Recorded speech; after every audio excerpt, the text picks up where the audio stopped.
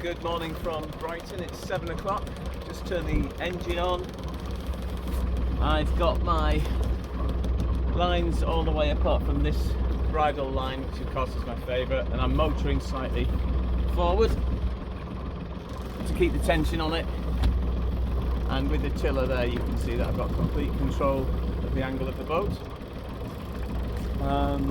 One more thing to do. I've not written yet in my logbook that I started at 7 o'clock, turn the engine on, but I'm ready to go. And the footage that you may be looking for of the big camera place where you are right now never happened because it was too shaky. I might put it up anyway with a warning that it's a bit shaky, but there is a great view of Beachy Head on that. Anyway, here we go. The map is worn thin. My hands know the road. One more stretch of water, and I can feel your hope. The deck has seen storms. Salt on my face. Still I keep moving, slow to the place. When the wind leans hard and the waves stand tall, I hear your names carrying me through it all. We're almost home, we're almost home. Hope in your hands pulls me along. We're almost home, we're almost home. Healing in life on this slow song.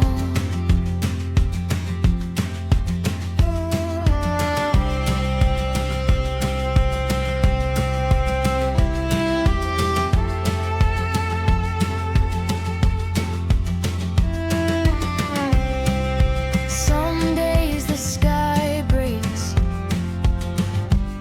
soft gold on the sail. Some days the sea rises, and I learn to be still.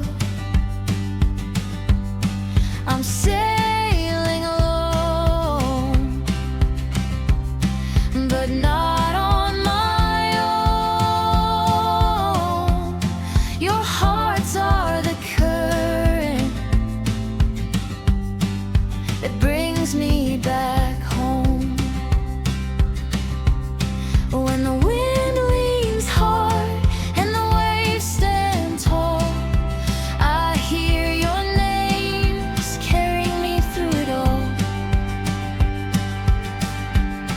We're almost home, we're almost home. Hope in your hands pulls me along. We're almost home, we're almost home. Healing in life on this slow song. Storms can't stay where mercy goes. I've seen it in the dark, I've felt it in the glow. If I lose my way, I won't lose sight. You are the shore at the end of night. We're almost home, we're almost home. Hope in your hands pulls me along. We're almost home, we're almost home. Healing in life on this slow song. We're almost home, we're almost home. Joy in the wind and sunshine on us. As I sail away from the sunrise, I enjoy the fact that Big Purple is up and at 'em. Slightly reefed main just to stop the boat heading up to starboard. I might take the rain away completely, but it did give me an extra half knot. The wind is just on the edge. It's like 10, 11. Every now and then it goes 14. I'm like, oh, put Big Purple away. But no, Big Purple was staying up because it drops down to 9 again. 9 knots. Who have we got with me today? We've got this boat here. Don't know what they're called yet. And over to my starboard, there's another boat. We're in the race, and we all know it. And not just the human race. Well, as soon as the sun allows you to see, you can see Brighton Beach there, and the pier. That's got that flying room. I didn't get as far to see. I did see the pavilion. That was nice. Massive, massive, long but stony beach. So on Sunday there was loads of people on that beach. I didn't walk all the way up there. Yesterday, Monday, not so many, but still plenty. Well, this is my boat speed through the water, 6.1 knots. Across the ground I'm still only doing 5.2, so there's still a bit of tide against me. Currently, looking at this, arriving at 3 PM. Well, that won't quite be true, but it's certainly not 7 PM or 7:30 as I feared. That's quite nice. Looking at my red line, I'm having to go slightly off the wind so that I can get maximum speed, and it's not quite taking me along the purple track that I want to go on. So I am going to have to jibe. At the moment I'm going to crash into Bognor Regis. But by keeping the wind just on that back right corner, I'm getting some good speed. If I was to turn more left, or to port, as we sailors like to call it, oh hello, then the boat won't react as well. It'll be a bit more floppy. I won't go as fast because the wind is pushing me directly. At the moment I'm getting a bit of an aerofoil feeling out of the sails, which is pushing me along really rather nicely. It's better if I hide the sun with my head, isn't it? And then I can have a propeller growing out my head. Oh, the joys! So anyway, I am definitely, I have to say, winning this race, because all the way, where is it? Can't even see it. There we are. We're all the way back there is whatever that boat's called, and then Triton E is back off my other quarter, although they are going more direct line. I don't know how they're managing that. And then there's another boat as well which also came out of the Marina, whose name I can't pronounce because it's Dutch. Sorry. Anyway, I'm winning the race right now. This is good. Well, this is disappointing. Have a look up front. No Big Purple. There was a bang and Big Purple just fell into the sea. Big Purple is no more. Well, I might be able to see what went on, but the halyard and everything is down on the deck, so it's almost as though something at the top of the mast has come down the mast. Boo, hiss. Well, I've still got 2 white sails, so we should be alright. So, after a short battle, trying to get Big Purple into her bag, this is the block that was at the top of the mast, and you can see here that has just sheared off completely. Now, the worrying thing about this is not that I've lost the ability to hoist Big Purple. I've still got a spare halyard. I can actually hoist Big Purple if I want to. I just need to jiggle a few things around. The worrying thing about this is when I went up the mast to change lights, this is what was holding me up. which is why I also use the spare halyard at the same time, so we have two things holding me up to the top of the mast. Because 10 metres is a long way to fall. Yeah, so that just came down. Woo. Baby cradle and all. Okay, I'll try and pack this away a bit more. That was absolutely full of water. It just turned into a water bag and was really difficult, and as you can see I've still got loads of lines to clear up, but the mainsail is still working and we're still going along at a reasonable speed. We'll have a look at how fast that is in a minute, and then I'll get the jib out and we'll go even faster. Oh, I wonder if there's a chandlery at Southsea. There we are, all the whites are up, and remarkably still getting 5.5 knots through the water, so I'm not too sad. I've been thinking though, there are sheaves at the top of the mast and sheaves at the bottom of the mast. Why was that line not running through the mast on the sheaves that are built into it? Can't quite understand why that was like that. The halyard up to the top. We'll have a look at that, and maybe when I go up the mast at some point soon with help from somebody, using the topping lift,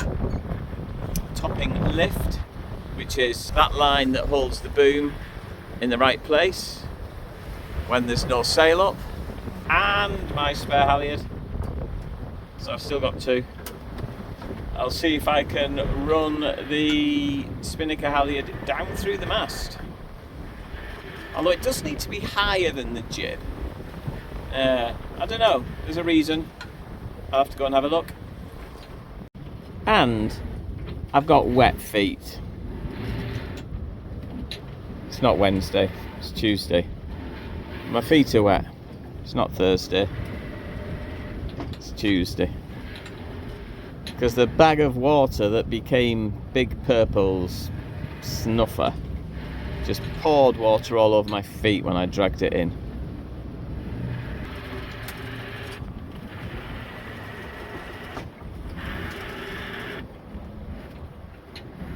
Up there ahead of me is the other yacht that I was beating before Big Purple decided to disappear. But in good news, I've spent the last 45 minutes faffing around with Big Purple on the foredeck, a lot more packed away. So she's fine. It was literally just the halyard, and because I've got my spare halyard, I've rigged all of that ready to go to hoist. But I'm on this 10-11 knots of wind. Is it worth putting her out? Because when it gets to 12 it's a bit overpowering. So I'm just going to see how long that stays in double figures. If it drops down enough, then I might just put Purple back up again. But in the meantime, the wind has actually changed angle a bit. It's putting me on a really nice nice line. So there you go, you can see that my red line is now pretty good to follow my purple line. So I might stay out with the whites. I don't know. What would you do? Put your comments below. Of course, there are other things to consider, like the fact that it's nearly lunchtime, which today is looking a lot healthier than normal. That's because I found a shop that sold fresh produce, so hooray for that. Yes, it's lunchtime. Putting the Big Purple up is always on the edge of stress, because you're forever having to trim her and make sure that she's flying correctly. It's not just let go, which it is with the whites. Admittedly, I'm going slower with the whites, but I'm not having to maul with them all the time. And also, I don't want to get there too early, because if I get there too early, bing, you'll notice that there's not a lot of water. and yesterday we were considering how much water there is in that little channel, only 1 metre. So the more water that's there, the better. If I get there too early, currently it's saying 3 o'clock over there on the machine. If I go faster, I'll get there earlier. It doesn't look like there's going to be as much water as I would like. I mean, some people say you only need a centimetre under the keel, but you don't know how lumpy the bottom is. Right, lunchtime. Carrots are really hard work.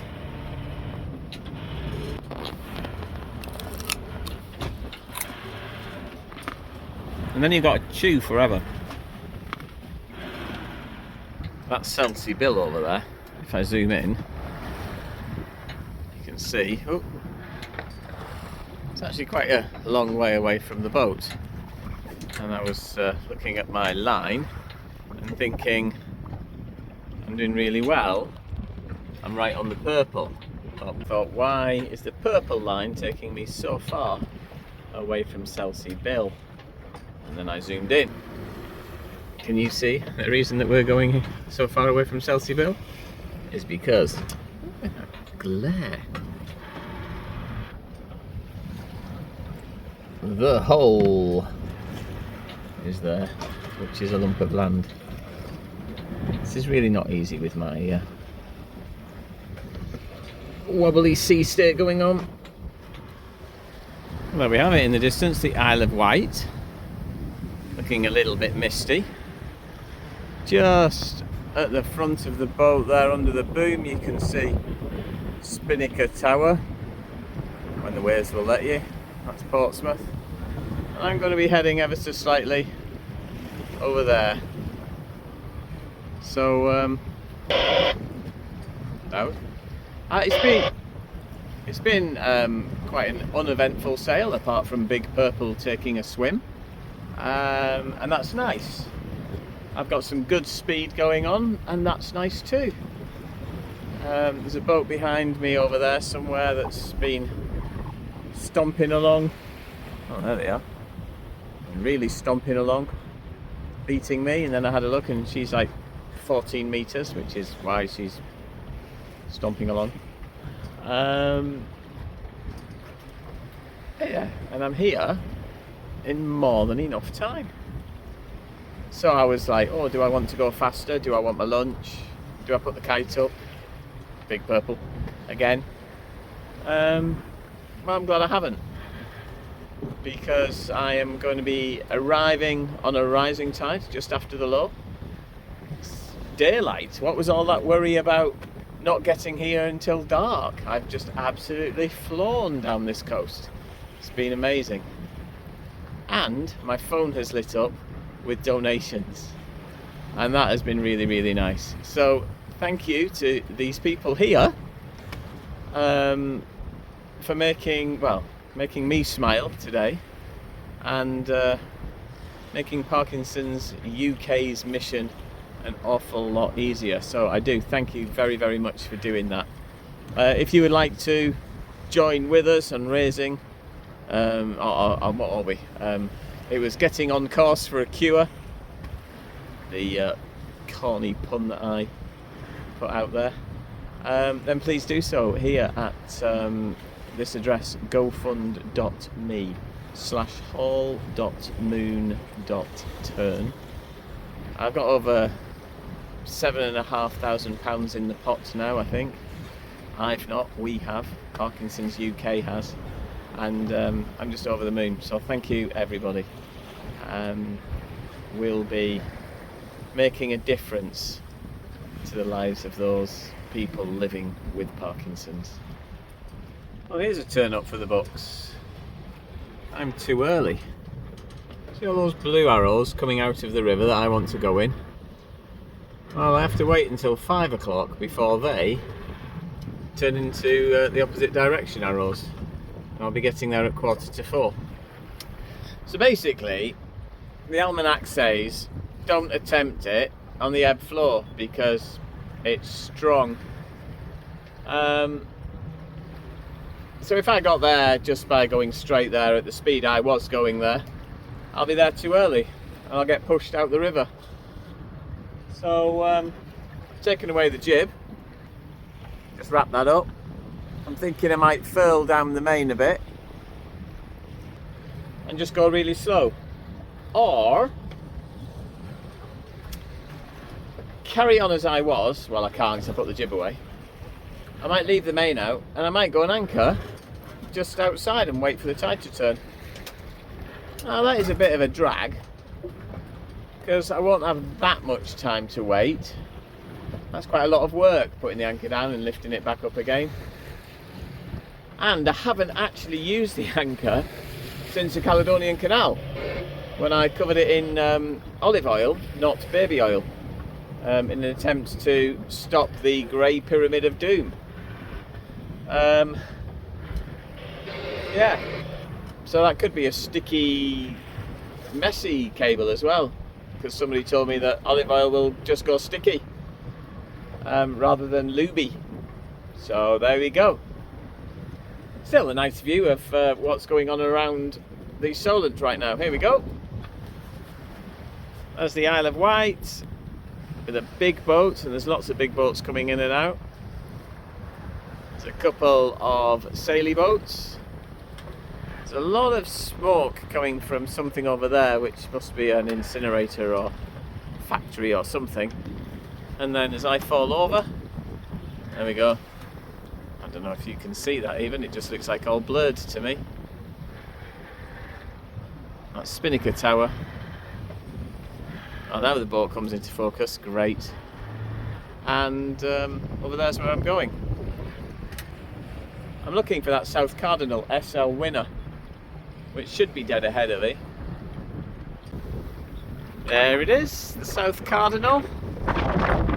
So I'm going to go to the south of the South Cardinal, because the South Cardinal is at the south of the dangerous thing. You can tell it's a South Cardinal because the two arrows on the top point down towards south if it was looking like a compass, and because the buoy itself is black at the bottom and yellow everywhere else. And black is danger and bottom of the compass is south. So there you go. Can you guess what a North Cardinal would look like? Put your comment below. Is it A, B or C? Right, I'm reduced all the way down to this little sail and I'm still going too fast.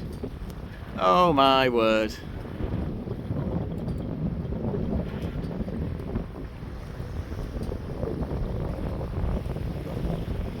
I don't know what to say about that. Looks like I'm going to have to anchor. Did you get it right? The answer was A. Look at that. I'll be there in 6 minutes. Well, not there. I'll be at the end of my purple line in 6 minutes.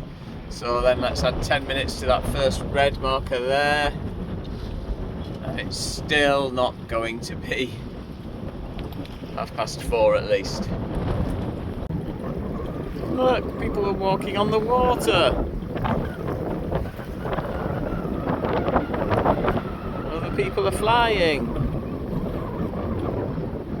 It's all very pretty here at Langstone Harbour Beachlands Golf Course area. It's got a beach for its land. Still moving forward slowly, too fast.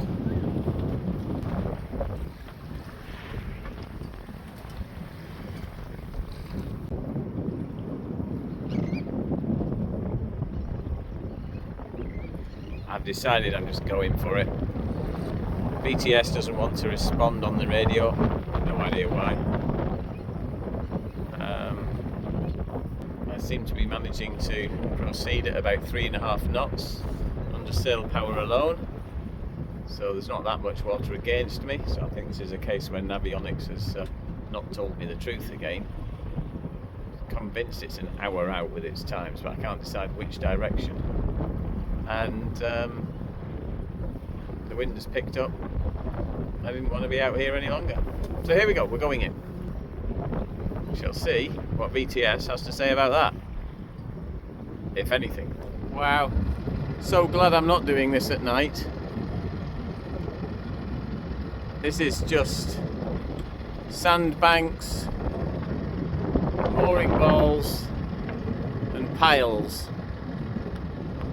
It is just crazy. I mean, the fact that that boat there is aground and that one there is aground, he's just got himself there.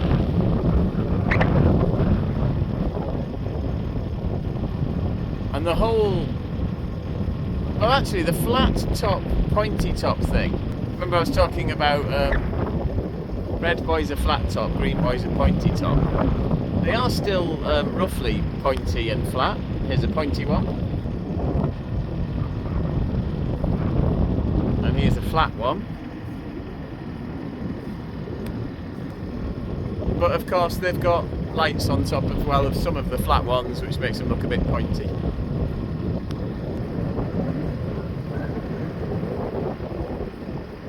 There we go.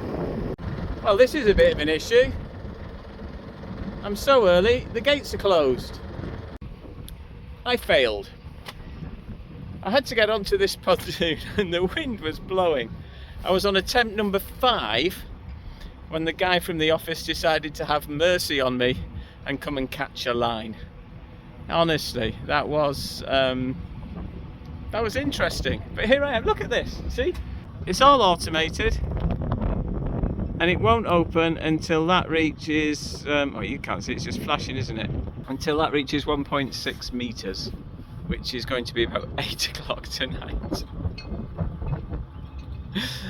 Oh well, there you go. And so I wonder what time it's going to be open tomorrow then. I might not be able to leave when I want to leave tomorrow. Let's see how this works out. Well, I fell asleep, basically. I was on this pontoon here. Oh, hello. Go on, turn on. Oh, all right. I was on this pontoon here just as a waiting pontoon to go through to the marina and fell asleep and just woke up. And now it's after 8 o'clock and I could go into the marina, but what's the point? I'm safely tied up here. So maybe tomorrow I'll find out how the marina works, because it's open now, look. There you go, green light lets me in. Thanks very much for watching.